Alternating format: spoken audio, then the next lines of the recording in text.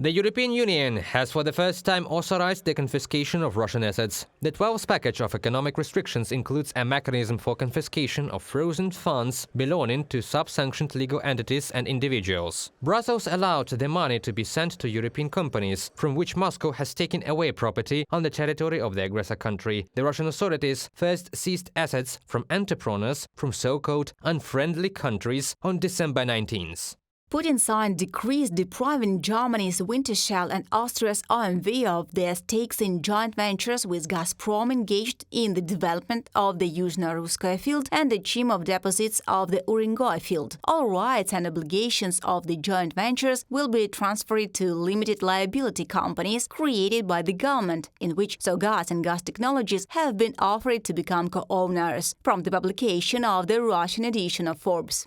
Brussels has not yet approved the transfer of the confiscated assets for Kyiv's needs. The EU is developing another mechanism for this purpose, as the current legislation does not allow the money just to be seized and given to Kyiv. Now we have to make a political decision that we are moving away from those principles we used to stick to earlier, that we are prescribing new principles that will be more relevant, actualized for the present day, and I think it will help, including Ukraine, to get these assets. The G7 countries are looking for ways to seize the frozen assets of Russia and transfer them to Ukraine. The United States and its bloc allies are examining ways to legally justify the seizure of blocked funds of the aggressor country's central bank and use them for further financial support of Ukraine.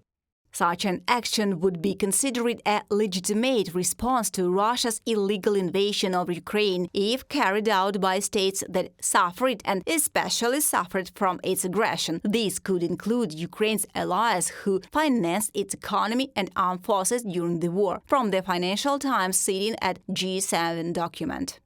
The US officials suggested that the confiscated assets would be allocated to Ukraine in tranches, for example, through the World Bank or the European Bank for Reconstruction and Development. This money is seen as an advance payment to compensate Ukraine for the damage caused by the aggression, which, in accordance with international law, Russia will eventually have to reimburse. Reported by Vasil Panasyuk, Pavlo Shtelmach, UATV English Channel.